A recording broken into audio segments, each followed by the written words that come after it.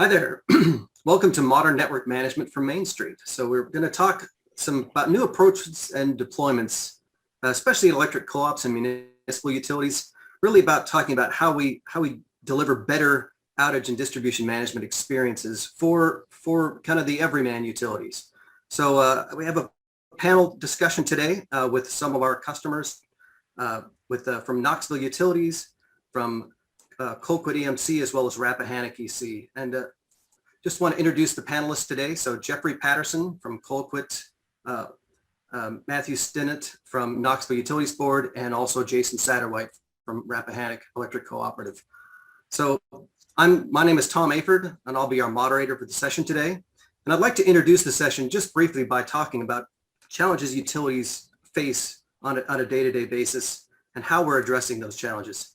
So as we see in the last several years, we've seen more and more extreme weather. We've seen utilities that have had their 100-year storms every 5 years or so.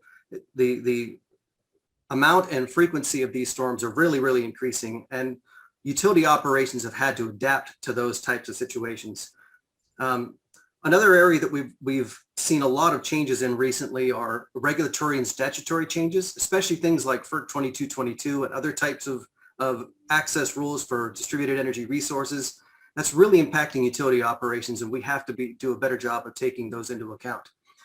Also, our customers are expecting more out of us. Now that everyone's connected, everyone's got their electronic devices, and we need electricity more and more to do our everyday jobs. People are working from home a lot more, especially in the COVID situation. And so having power 24/7 is even more important than it ever has been. Speaking of COVID, that's not only impacted, our customers, but it's also impacted our own operations, about how we stage our operations, how we stage our crews, and how we interact with our customers. And throughout all of this, we have a continual pressure to keep costs low. And that's absolutely, I would say, perhaps even more important to some of our municipal and cooperative utilities, where cost has always been a big driver of their operations. And so our outage and management and distribution management systems really need to address these needs, as well as these evolving needs as we see going forward. So here at Oracle, what we've been trying to do over the last several years is really provide truly modern outage management and distribution management capabilities. Full functionality, which includes the effects of modern devices like distributed energy resources, electric vehicles, and all of these new protocols and devices that we are now seeing proliferate on the network. And do so in a scalable way and a storm-proven way to ensure that the system is available and valuable when you need it the most. So we're not dumbing it down during storm operations. We're providing that full functionality, which is so you get what you pay for. We design it and configure it for specific needs of all of our customers, rather than a one-size-fits-all program, which generally means designed for the very largest of utilities and then sort of force fit for everybody else. And finally, we try to make it affordable for everyone. So productize the software as much as possible to simplify the implementation and the maintenance, and then to provide some flexible deployment options as well, both cloud and on-premises, as we start moving into the world of cloud. So those are some of the things that we've been trying to do. And what we now have is some of our utility customers that I'd like to have you hear from next. And the first one that I'd like to have you hear from is our Jason Satterwhite from Rappahannock Electric Cooperative. He's one of our earliest customers of Oracle NMS, dating back to 2001. Go ahead, Jason. Thank you, Tom. Little bit of background. I started in the operations center in 1998 as a distribution dispatcher, and that was the days of the outage cards and managing everything on paper. In 2001, we became a customer of this product under the previous vendor name. And then in 2015, I was promoted to the supervisor of the operations center. So I've been a user of this product my entire career.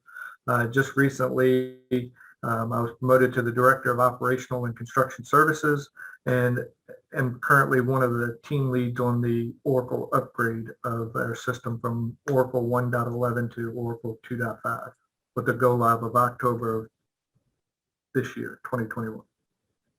Excellent. All right, next up is Jeffrey Patterson of Colquitt Electric Membership Corporation, excuse me, a new Oracle customer, but he has a prior exposure with one of his past employers, and that made for a big asset in knowing what's possible. So go ahead, Jeffrey. Hello, I'm Jeffrey. I've been with the utility industry a little over 7 years. I came from a diverse background with hospitals, financial institutions, NASCAR and PGA Tour, some schools, education. We left paper in 2000 before I came here and went to digital maps and GIS. So haven't been on any type of system that long. The first OMS system that we had worked great, but it just couldn't handle the volume that we were seeing with major storms and hurricanes. So we had to look for something more scalable that could handle the volume. And that's what brought us to Oracle for NMS. Excellent. Want to walk through the timeline a little bit here? Well, you can see we started the old way with just paper tickets and manual callbacks. We like that customer service level of 100% callback, so they always have done that. 2000, when things went computerized, we finally had digital maps in the field instead of paper. We started with OMS there, a loose system just for call-ins that would create tickets, and then we upgraded in 2012 to a full-blown OMS package that would interface with our IVR and other systems. So let's see, OMS maps, we had those available to the public in 2019. With a co-op, it's kind of hard to overcome the culture of that's the way we've always done it. So we had to grow through that a few times, and we've really only had an IT department to address these things since 2013, which is how I came on board. That grew from a network technician to IT manager position on the senior staff, so we would have a little more influence in guiding things going forward. And last year we saw the demo for Oracle NMS, and that's what pushed us. We needed the volume. We liked talking to the guys at Oracle, and we were used to dealing with a smaller vendor and it had a real personal relationship. So it was nice to see that same thing with a company the size of Oracle. And we're looking to have everything completed this year, probably within the next month. Excellent. Excellent. Thank you. And finally, we have Matthew Stinnett of Knoxville Utilities Board. They're a brand new customer of Oracle as well. And they're unique in that they are doing not just electric, but also gas, water, and wastewater. So Matthew, go ahead. Yeah, thanks, Tom. So Tom mentioned, as he mentioned, my name is Matthew Stinnett. I've been in and around affiliated with KB coming up on 9 years, I guess. So still, and that's including some internship as well. But I feel like I've had a little bit of a diverse background. You know, I started off in the engineering group, doing kind of design projects, line design, stuff like that, substation design. Kind of moved on into what kind of led me into this world. I kind of got the short straw on being the project manager for our ADMS implementation, which I'll talk about a little bit later. But now I manage our electric engineering department. So we've, as the kind of slide shows, KB is just a distributor.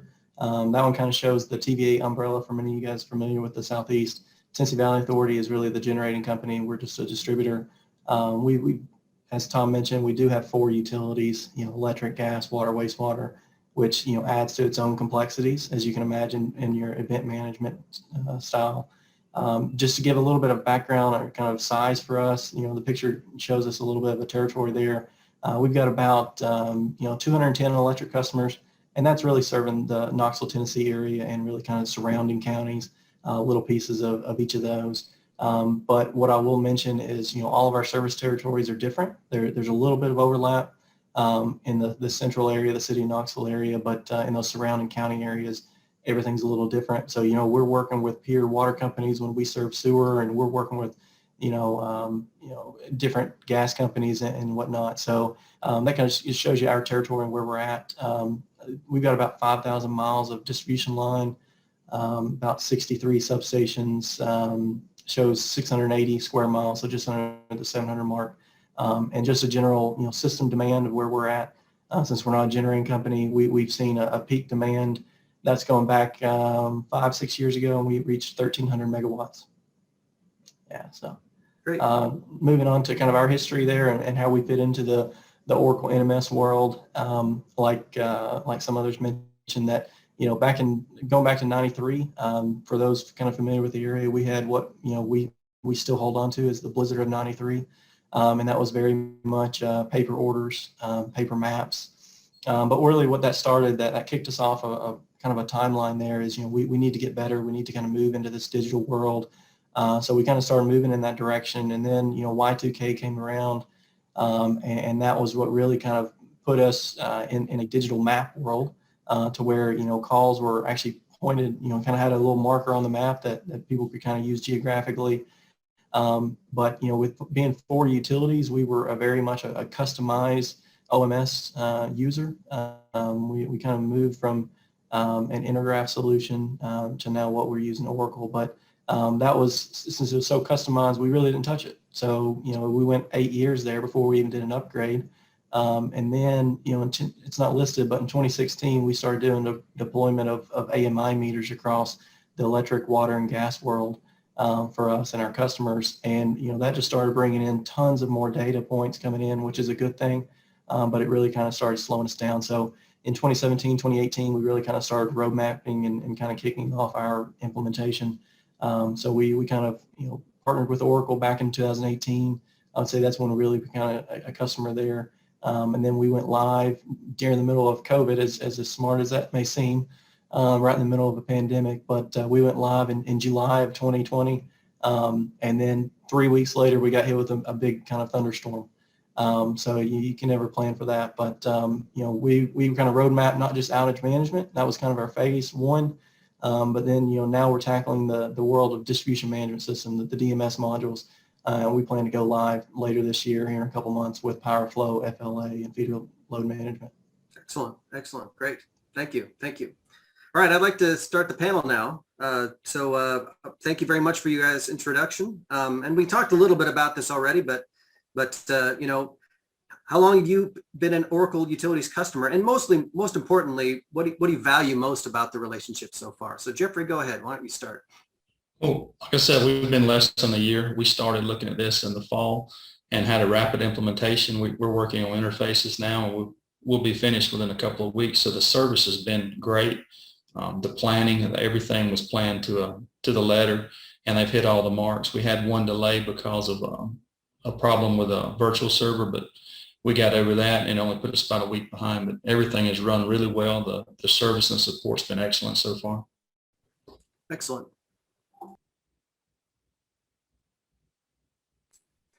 Sorry about that. So Jeffrey, sorry, Jason, what about you? So we obviously have been a customer of this product since 2001, back in the SDL CES days, and then when it was purchased by Oracle.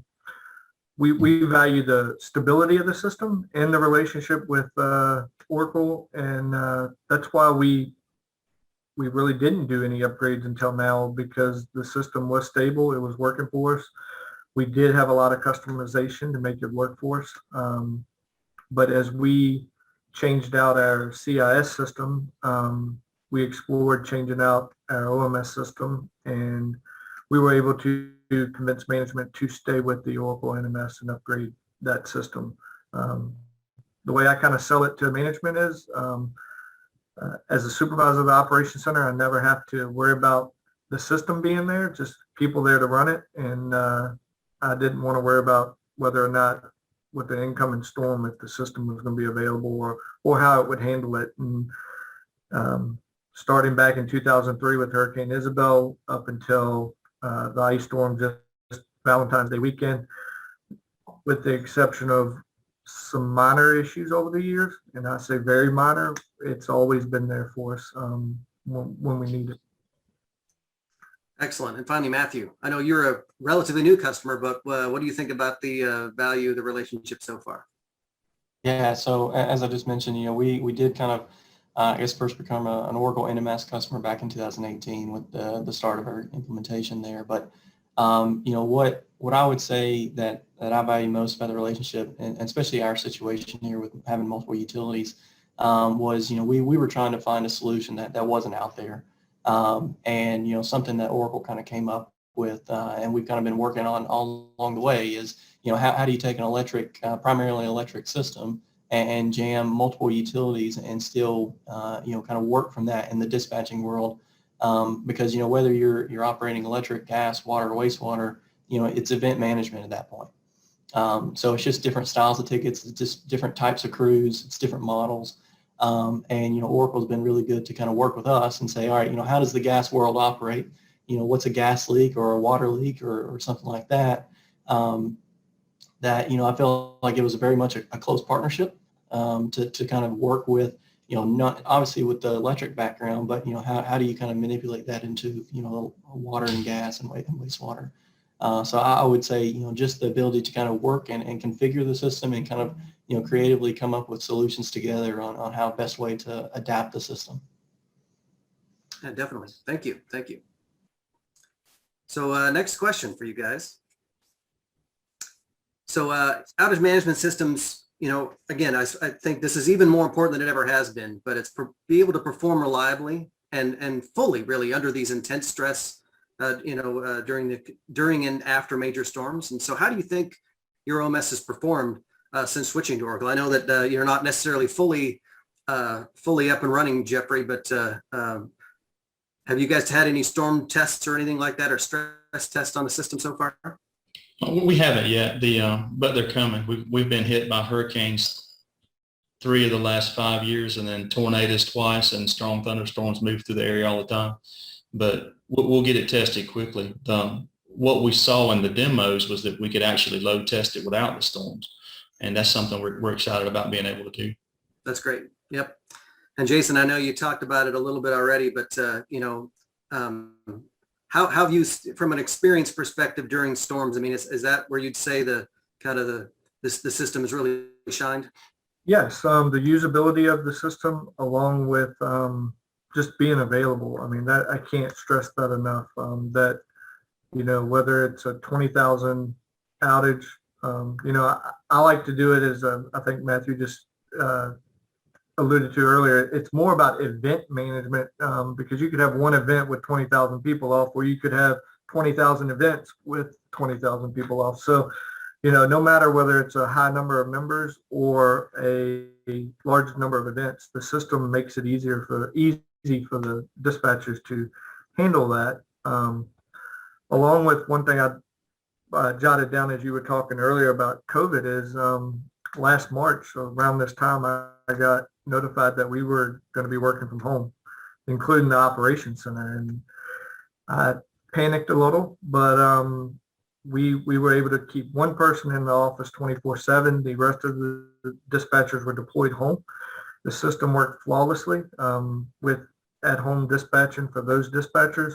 We survived the summer thunderstorm season, the winter storms, and this recent ice storm was all handled from home, with the exception of one person in the office. So the ability to do that and be flexible and available has been, that's just the best part about the whole system. Great. And Matthew, boy, but talk about trial by fire there, having a storm 3 weeks after implementation. So how did that go, and how did that compare with maybe a previous storm that you had to work on with your older systems?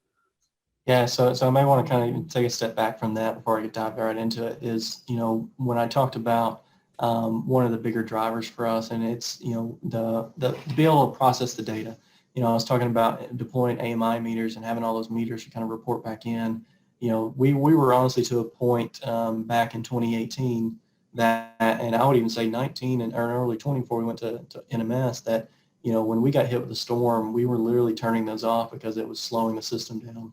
So, we spent all this money deploying all these smart meters, and then now I'm having to turn them off during a storm. So, I remember, my management coming to me directly saying, when we go put the system in, it's got to be able to handle the volume of data. We can't work through bottlenecks like that. So as I started kind of connecting with the NMS user group and talking with some of these other much larger IOUs that they're much larger than us. They're talking millions of meters, and we're here 200,000 or so. That was something that was really reassuring for us. That was something we really kind of relied on, maybe it's KB's luck, I don't know, but we go live in July, and then we get hit with a little pop-up thunderstorm that no one was expecting, and the next thing you know, I've got nearly 30,000 customers out. And again, it's in the middle of COVID. So I've got operators in different conference rooms spread out, trying to communicate with each other and coordinate. So it was very reassuring to know that the system had no issues with it. It's just, operating like a normal, 9 to 5 type business over there. But, and then I would even say back, it was right around Christmas. The city of Knoxville was kind of projected 1 to 2 inches of snow. And, for the customers kind of in the Northeast, you're probably going to laugh at this story, and that's fine. We'll take it. All of a sudden the forecast changed, and Christmas Eve we get hit with 4 to 6 inches of snow. And, for the people in the South, you realize what kind of damage that can do, because, we're just not prepared for that as a city. So that ended up turning into a 3 to 4 day storm for us over a Christmas holiday when I'm having trouble getting crews in. But again, NMS, had no issues. It's just the ability to kind of process that large amount of data. So that was a huge step for us. That was a huge win for us. Something that we're constantly thrilled about, and that now we don't have to turn off the AMI meters. We can actually use those as calls coming in and get a better idea. It was reassuring. I gave a presentation to our board of commissioners after we went live, and it felt good to confidently say that while we really appreciate our customers calling us and letting us know that we want to know when you're out of power, but you don't have to anymore. We've got meters that we can rely on to come in, and we're responding to it hopefully before you're even able to call us. So that was really assuring from our point of view. Excellent. No, that's great. That's great. Okay, thanks, guys. So what about a technology strategy? So did this play a role in a larger technology vision that helped inspire or advance, this ADMS project or OMS project? Matthew, go ahead if you have a story there. Yeah. So this kind of goes back to some of my engineering days there. But probably like many utilities out there, they're dabbling in the world of automation. Maybe the Flisser type technology. And we were doing the exact same, right? But one thing that we didn't have with our OMS system was the integration to SCADA. That alone was a big driver for us to be able to get the type telemetry from just our substations. So when a breaker locks out, it's tying that into the ADMS system, so you automatically get an event. But also kind of more on the field level telemetry, tying in those reclosers or switches or whatever you may have, connecting to SCADA there was again a big driver. And kind of going back to my point there, it's got to be able to handle the volume of data there. So while our SCADA system is talking to NMS, it's also kind of relaying that type connectivity to our field crews when the system's reconfiguring on its own. We have a very decentralized approach of automation to where, a lot of times it just reports back into SCADA all the logics out in the field. And, that can be a fear for some of the, crews out in the field that, hey, I don't know where my source is coming from. So they're able to kind of use the mobile platform there and really kind of get that real-time status, which I thought was a huge win for us too. So it was really kind of getting that distribution level type telemetry and automation there to bring that back into a larger event management, model management. Excellent. Jason, I think you guys have some interest in the SCADA and automation part as well, isn't that right? We do. So we started obviously back when the biggest and largest technology vision at the time we went live was just going from paper to a digitized system. And then we implemented one of the first integrations with Aclara and the AMI as far as manual pings go. So with the new upgrade, we're looking forward to more automated pinging through Aclara. We're going to implement SCADA integration eventually, probably 2022, maybe 2023. But once we get the 2.5 up and running, we just switched out our SCADA vendor 2 years ago. So we want to vet all that. Then we plan to hook them together, as the notes say here. And just like Matthew said, distribution automation is everywhere. We're building that logic within our SCADA system, also doing it with devices in the field that are talking to each other. So just like Matthew said, the concern with the lineman of knowing which way it's feeding from at what time is very important. The other part of it that we're implementing is the OMA. This will be the first time the linemen actually have an app to help obviously view the maps, and they will be updating ERTs, potentially completing outage codes, and being able to manage their events that they're assigned via the mobile. So Excellent. that's a big add-on for us right now. Perfect. That's great. Jeffrey, what about you? How did this sort of play a role? I know this is a relatively recent project, but I assume it's kind of part of a larger vision. So why don't you talk a little bit about that as well? It is. 2 years ago, we upgraded our SCADA system to be a much more modern setup so that we can do ADMS for automation and distribution management later. The OMS project, we needed to have somewhere for that data to get to the guys in the field, and they're just starting to use iPads and apps for different things for notifications. So this is going to play into that over the next 5 years. We'll have those things up and running. Excellent. No, that's great. In fact, kind of the next question, I know, I'd like you to kind of continue a little bit about, from a solutioning and design process, and if you guys worked with an SI or other partner, what factors made a difference in helping you achieve your project goals? Go ahead, Jeffrey. Jeffrey, ours is still in progress. We worked with an SI, and we sat down and got everything planned out. We had our engineering staff and our mapping staff in here with us and IT, so we could figure out how everything was going to tie together and how it all worked together. Because like I said, I came from a different background, so a lot of the utility industry stuff is new to me still, even after 7 years, because we have enough things that break and fix. It keeps us busy all the time. So engineering and mapping being a big part of it, and the SI, they really helped us get everything integrated so that we know and have a distinct path to follow instead of just kind of being haphazard with it. That's great. And from a speed of deployment perspective, how would you say that went? It's going excellent. When we made our decision to go with it and got board approval, it was late in the year, so we wanted to have everything up and running before our storm season, which is usually the end of March through the summer. And we're on track to meet that. So, and that's unheard of with something this size for us. No, that's great. And Jason, how about you? I know you've been working a little bit with some SIs, and so how's that gone? And did that actually factor into your decision to kind of continue with Oracle? It did. When we did our last upgrade to 1.11, we did have a pretty timely upgrade due to some unforeseen circumstances, but still that was a major concern when we were looking to upgrade. So Oracle has a partner, GridBright, and I can't speak highly enough for them. Just like Jeffrey said, the coordination, handling the integration. One of the biggest challenges is making our new GIS work with the new Oracle model. So GridBright's taking that on.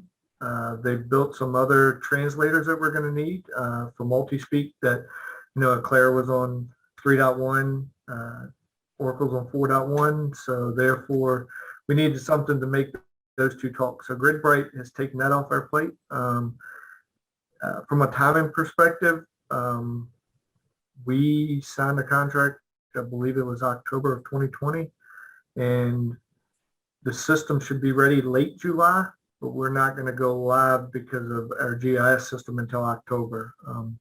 We usually typically have windows of April and October just due to our weather concerns for go live of these systems. But GridBright's been great to work with. They've lowered the cost of the implementation. Again, I can't speak highly enough about our relationship with them. That's great. And Matthew, I know your process has been pretty involved, given the kind of the 4 utilities and kind of the journey that you've been on. So from a design and solutioning process, how did that all roll out? Yeah, so that's a good question. If you recall back on the little timeline slide I had earlier, but we went 8 years without even doing an upgrade. I mean, we literally kind of sat on that system. And really that was, a very highly customized system. It's, we started with a base product, but then we just customized the crap out of it. And it made it so difficult to really upgrade. And, that was something we kind of learned from other upgrades of systems that, configuration over customization was a huge component of that. So it's, how can you kind of work with the SI or, Oracle, or whoever you're working with, to kind of work through configuration changes as opposed to customizations. And, that was something I was very, pleased with from the Oracle perspective is, there's so much configuration options that you can do to really kind of cut down on your true customizations. So, when you're trying to do an upgrade or, a service pack upgrade or, a complete version upgrade, it's not, at the end of the world or, a 2-year project. And, with us, we knew completely, converting over to, NMS from a different system was going to be a big jump for us. One, just from the change management perspective, I've got operators here 40 plus years that have been using the system since day one back in 2003 that I knew was not going to be, super easy. And, like I said, we kicked off in 2018. We had every hopes of kind of going live within, 12 to 18 months, which really, I would say back in March of 2020, we were gearing up to go live. And then, something happened, COVID happened, and we just completely like, oh no, I don't know what to do. Let's push this off and see if this is going to go away in 2 weeks. And then, next thing you know, it's, we got to a point to where we really needed to kind of work through that change. So in July, we kind of worked through a completely, and what I would say impressive, fully remote deployment to convert over. And, honestly, for us, a conversion like that, that's, on-site people working in a big room together for your IT staff. And, we made it work remotely, which I thought was very impressive. That is It took us a little longer, but I would say it wasn't delayed enough to where it really, caused an issue. No, that's great. Yeah, that's again, it's been such a challenging year that to be able to pull that off, that's very, very impressive. Okay, so from a business case perspective, so cost is a big issue, right? And it's not just for cooperatives and municipals, but I think you guys feel it a little more just because of the tightness that you have with your membership and with the board. So it's all about, providing that, I would say competitive advantage potentially to your nearby large IOU, right? It's like, it's kind of a source of pride that your rates are low and you kind of have that good relationship with your customers. So, again, a big expense like an OMS and DMS, how do you make the business case to convince that your management and the board and the customers that this was worth the investment? Go ahead, Jeffrey. We took it to the board to replace the system that we had because of the problems and explained to them that it was affecting how long the members were offline, which affected the number of phone calls that the board of directors get from all the members and neighbors that want to call them and call in a favor when the lights are off. So that was the biggest thing we looked at, was being able to decrease the response time and get lights back on faster. Being we're not for profit, it wasn't really an issue of how much profit can we make or money we can save by doing it. It was strictly customer service based. And when we talked to Oracle about it and GridBright, they both worked with us on the price to get us where we needed to be to get it done. Excellent. Matthew, how about you? Yeah, so we're very similar, being a municipality compared to a co-op. That I'm not trying to save how much money are we going to save, or what's this really going to cost. Being a municipality, we're trying to do what's a nonprofit. We're trying to do what's best for our customers, right? So if there's something that we can do and benefit our customers, that's where we want to be. Our mission statement is we exist because of our customers, and that's true. So what I would say when we started looking into the business case was, kind of pulling into some of our other investments that, just kind of made more sense, especially when I spent millions of dollars on an AMI system, and then I've got to turn them off for the outage management. Now my return's only on just, reduced, meter reading. But, there's a reliability aspect to it. I know it's always hard to quantify, but, there is dollars out there related to reliability and keeping those, lights on. But again, going back to kind of the automation side, just the volume of data, the telemetry, getting that back, giving the ability to our operators to make, better decisions. The more information they can get, when they're asked to make those decisions, the better it's going to be.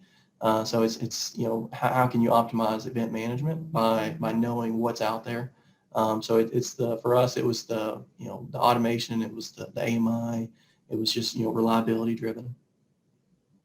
And Jason, how about you? I know, we've talked about this before. This wasn't the cheapest option, but you clearly had some business drivers in mind when you were presenting this. So, and we talked a little bit about it already, but go ahead. So we did. We actually had started a project to change out our OMS to go to enterprise software for everything.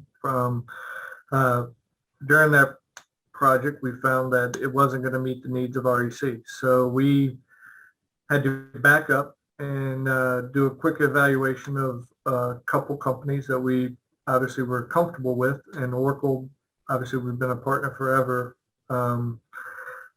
We felt comfortable with it, and then GridBright made it cost effective for us to do that. So the other side of it is, with COVID in place, we were concerned with changing out a wholesale system.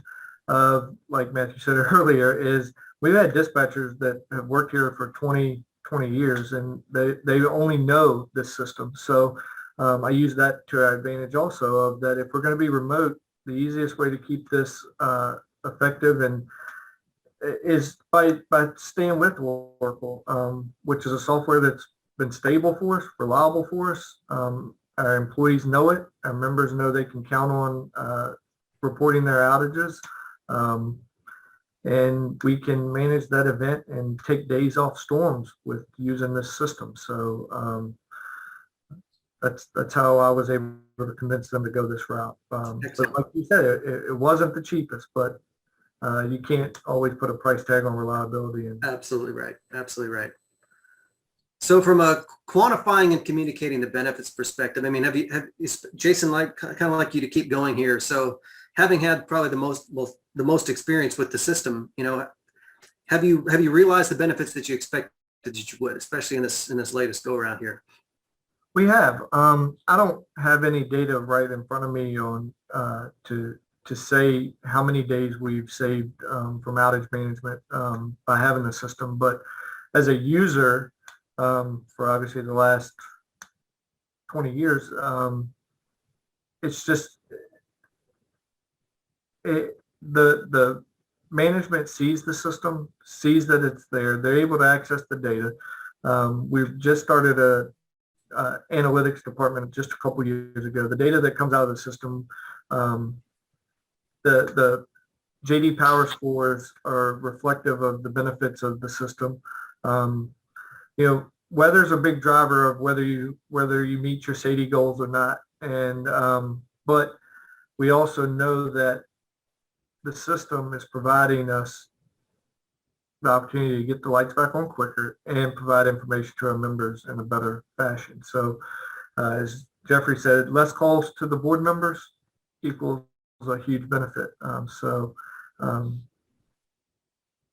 I'm excited about our next version of this and the relationship, building it out here on out with the next integration rounds. Great. That sounds great. And Jeffrey, I know your project isn't quite done, but from a, are you already seeing benefits, and certainly from an implementation perspective, it sounds like you are, but just curious what your, how your, management structure and board and whatnot have kind of taken to this project so far. Well, they've all taken to it. They ask me about it just about every day. Want to know where we're at, when we'll be completed, what phase we're on, when we'll actually get to use it or they get to see it. But the ones that have been in it with us and moving around, they like it a lot better than what we have. What we have is a great product. It just is not scalable to the size that we've got, or like Matthew, the amount of AMI data that we're getting pulled in, it swamps the existing system and it bogs down. One of the things we're excited about with the Oracle is the number of people we can have in it.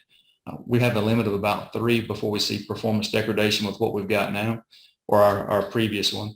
But Oracle, with it being web-based and just putting it on laptops, we can throw it out anywhere that we need it. So we're excited about that, have more people in just to get more information out. We'd like for our CSRs to be able to see it and know what our status is anytime during the day when members call in. That sounds great. And Matthew, so how about you? So have your customers seen a lot of benefits so far, do you think? I mean, is this something that's been tangible for them? Yeah, so only being live now for less than a year, I would hope our customers could see a difference. It's kind of hard to quantify that so early on, but as Jason and Jeffrey were mentioning, it seems like we're very similar without really knowing each other.